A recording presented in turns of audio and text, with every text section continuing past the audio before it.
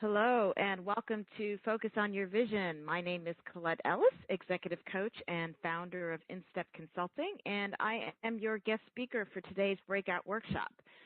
Happy New Year to everyone. Welcome to our first breakout session for 2015.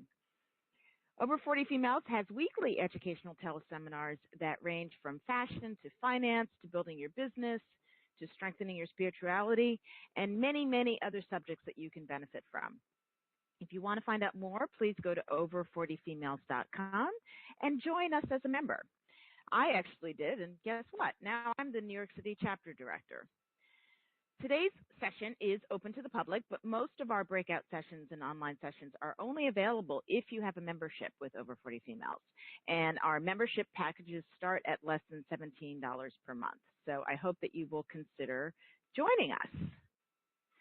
So welcome to today's session, Focus on Your Vision. And I think it's a really great way to kick off the new year to talk about what is your vision for 2015. And what I'm going to share with you are 4 quick steps to help you focus on what matters most in 2015, so that when life happens and distractions happen, that you have some sort of a strategy that can help you get back on track and really be able to achieve the goals and intentions that you set out for yourself at the start of this year.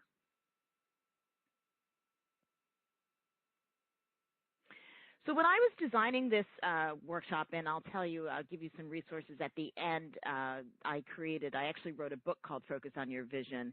And the concept that I started with was this concept of having 20-10 vision. And it intrigued me. So the concept of having 20-10 vision means being able to see things clearly at 20 feet that other people can only see from 10 feet away. It's really like having a bird's eye view of the world.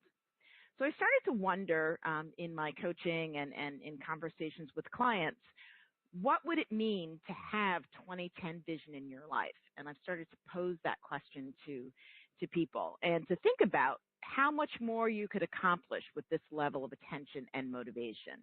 So thinking about what things would you do if you had that level of focus? How would you feel if you had that level of motivation? And that's the context for today's session that we're going to be talking about, how we can get closer to this 20-10 vision. And visioning in general is really important. It's important to have a compelling vision, both from your life or your personal aspects, as well as for your business or for your organization. As I said, that way when life and work demands pull you in multiple directions, you can keep a better perspective because you have this vision of where you're moving towards. So again, what I'm going to lay out for you are 4 steps to help you define your vision for 2015. And the way I'm presenting this to you today is really more in a series of questions, because what I've learned as a coach is that often my questions are as important as your answers. So the point of today's session is really to provide you with some thought-provoking questions, an opportunity for you to think about where you'd like to see your life going in 2015, all within this context of a 20-10 vision.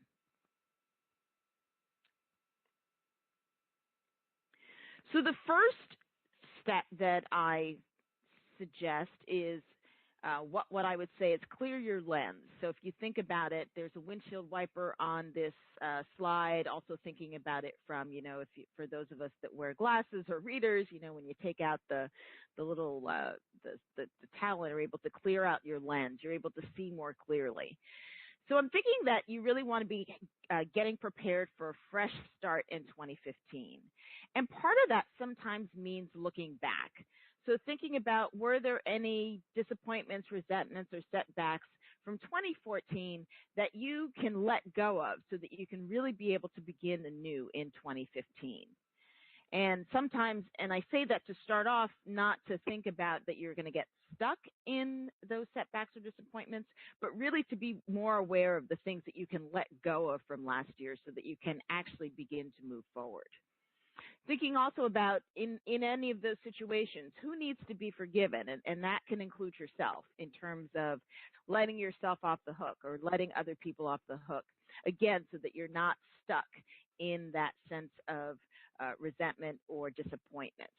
Because really bringing old resentments into the new year can stop you from spotting new opportunities, because your lens, if you will, is being clouded by your previous experiences. I really do believe that we can learn from our past without letting it hold us back from trying again, or without getting stuck in fear, or without getting stuck in doubt. So with that in mind, it's really helpful to think about what are the lessons that you can think of from 2014 that would be helpful for you to keep in perspective. And then based on all of those experiences, what tips or strategies can you use to keep yourself motivated? So if you may have lost a little bit of motivation from last year, or if you think as you are moving forward, what are the things that you can do to keep yourself motivated going forward? So again, the first step is to clear your lens, get prepared for a fresh start, do some reflecting on things that you can let go of, people that you can forgive, and then think about what are the lessons that you learned from 2014 and how will those lessons be helpful for you in moving forward for 2015.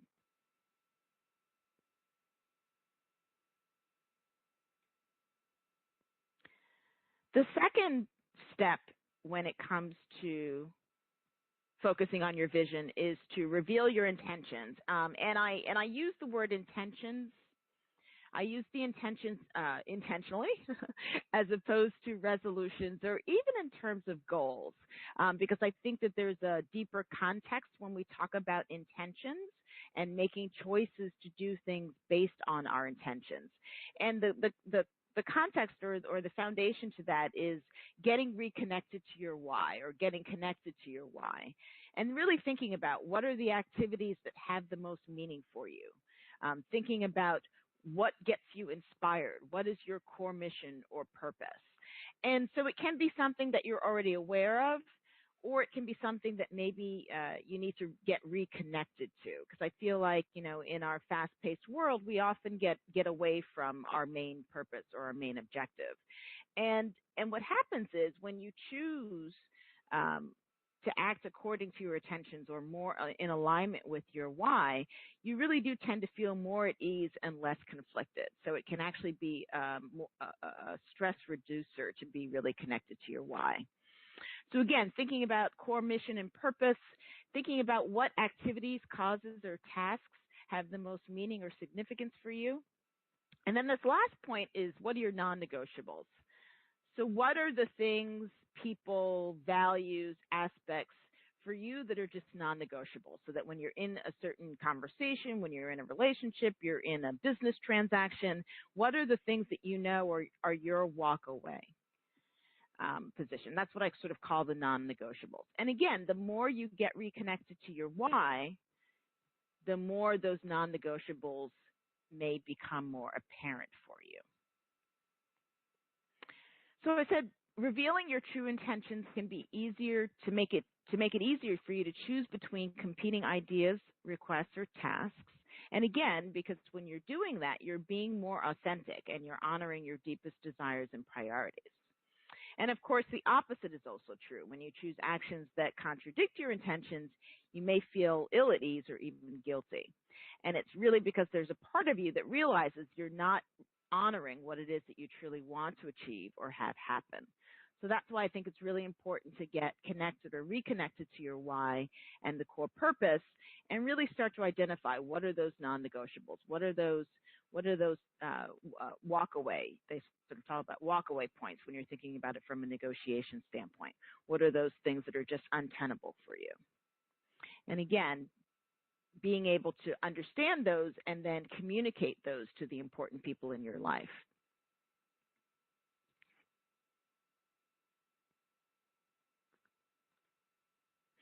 The third area, or the third tip that I have for focusing on your vision, is identifying your blind spots.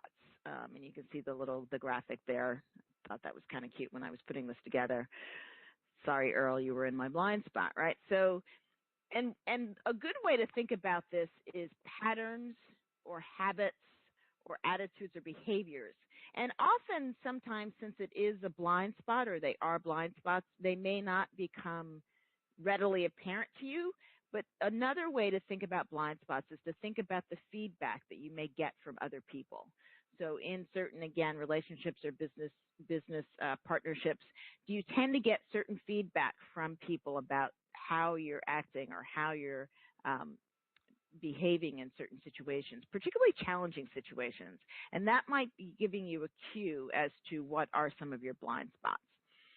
And often when I speak with clients or speak with other people, we when we're honest with ourselves, we admit that sometimes we get in our own way of realizing our vision, that sometimes it's not the circumstances outside of our control, that actually sometimes we actually get in our own way. And having a clearer sense of where your blind spots or what your blind spots are can actually help you to stop doing that or do it less often. And again, this often happens sometimes when we encounter new situations that take us out of our comfort zone. And I'm sure that you have experienced this. I know I have myself, where you end up doing the exact opposite of what you intend to do. And again, blind spots, you may or may not be aware of them, or you may not be fully aware of the impact that they can have on fulfilling your intentions. So again, it's that sense of maybe there's some feedback. Think about the people. Think about your trusted advisors or your champions. Do they ever provide you with any feedback about certain situations or about certain behaviors that you have? And, giving yourself the time and the space to be honest about those patterns and think about ways that you might be able to adjust them, or even think about how or why they're occurring. And that sometimes can be done with a friend, or it can be done with a coach.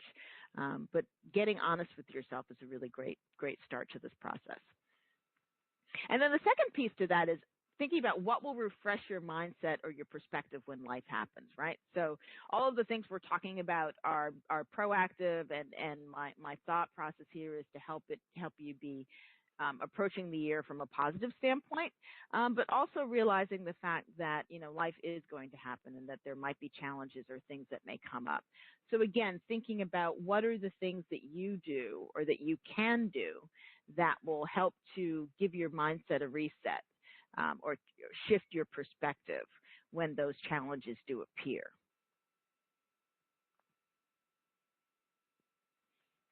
And then think about, so how do you respond to challenging situations? Is it sometimes where you get sort of inertia, or are you indecisive, or maybe you don't ask for help even though you feel completely overwhelmed? And again, the point of identifying the blind spots is not to get stuck in them, but really just to be aware of them so that you can notice when something happens. We call it sort of triggers, when you recognizing when you might be triggered in a particular situation. So again, it's important to reflect on your blind spots honestly and objectively, without self-judgment or without blaming yourself. Again, we can always learn from our past without letting it hold us back, as long as we're honest and objective with ourselves. And again, giving ourselves a break, not necessarily going down the rabbit hole of guilt, but just looking at things as objectively as possible.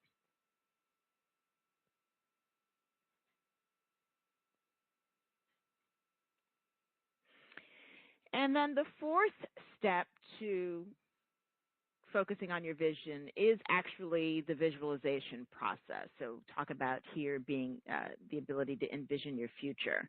And I think the key piece to this is getting clear on what you want. And again, from an honest, objective perspective. And one of the ways that might be helpful to do that is to visualize yourself at the end of this year. So visualize yourself at New Year's Eve, December 31st, 2015, and you're looking back on the year. So what have you actually accomplished? What are your most memorable achievements? What were the key milestones that help you to fulfill your vision? And then, so those are sort of the tangible things. And then it's also really important to think about how you feel, or the experiences that you have, and who's in the room. And so when we think about doing this visualization, it's both sort of the tactical or the logistic side in terms of accomplishments and achievements and milestones, but it's also what are the feelings that you want to have? What are the experiences you want to have? Who do you want to be there with you when you're having those experiences? And I think that it's a good idea to start having these thoughts and visualizations at the start of the year and sort of checking back in again at different points in the year to see how things are going. But really starts with getting clear on what you want. And I didn't mention it when we were talking about the why, but making sure that it's what your why, not someone else's why, that you're not trying to realize someone else's vision or intention.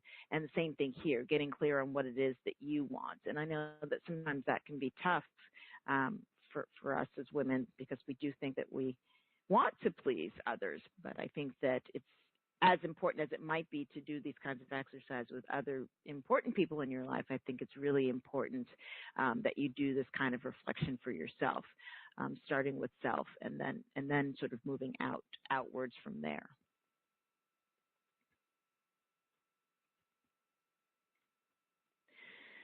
So I said that I'd give you 4 steps, which I've already done, but I wanted to give you a bit of a bonus to work towards perhaps creating a vision statement or a mantra. And so these tips here are kind of imagination steps. And visualization, you can do it with your eyes closed. You can perhaps do it with music, or you can just do it writing if you do a lot of journaling. But the whole point is really to sort of get yourself in that future state.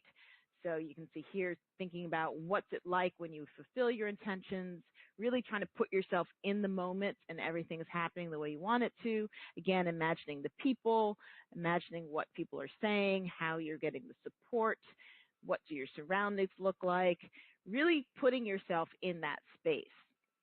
And then in terms of creating a vision statement or your mantra, say, for 2015, it's using positive language, and it's also using the present tense.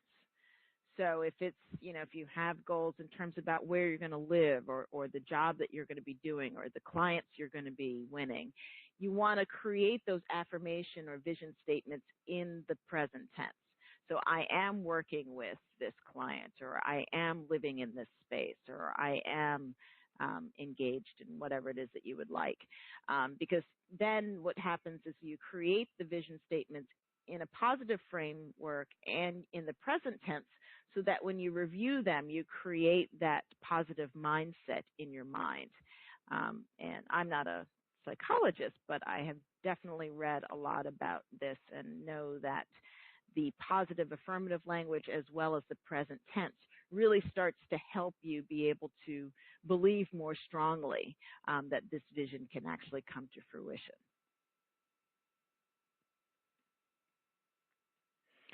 So I mentioned that I would be able to share some resources for you that can help you to continue this self-reflection.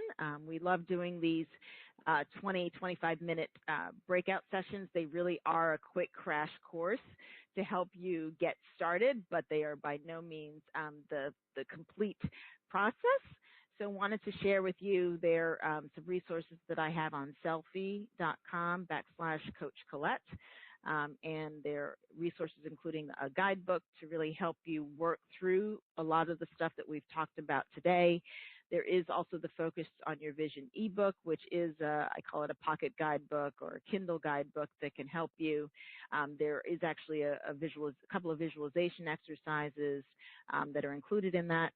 And then I also have a inner sanctuary guided meditation that can be something that can also help you. All really sort of to get you to that space of quiet in your mind so that you can actually do some of this self-reflection in order to help to define your vision for 2015. So again, the steps are to clear your lens, to reveal your intentions, to identify your blind spots, and then to visualize or envision your future. And I really hope that this quick session has been helpful for you to help you begin the process of focusing on what matters most in 2015. My contact information here is on the slide. So I'm definitely all about social media. So I would love to hear from you about the vision that you are defining and the intentions that you are setting for 2015. You can also feel free to email me, cls@instepconsulting.com for more information, or to get a copy of the slides, or even just to learn more about this type of coaching work that I do with clients as well as organizations. And I'd like to also close by saying that, again, this was a breakout session that was provided to you by over40females.com. And we'd love to have you visit our website to learn more about membership and explore the different opportunities to connect with other women, either in your community. We have Connect Live events as well as these online programs. So I'm very excited, and I thank you for participating in today's breakout session. I wish you all the best in 2015 and look forward to connecting with you either live at an event or once again online.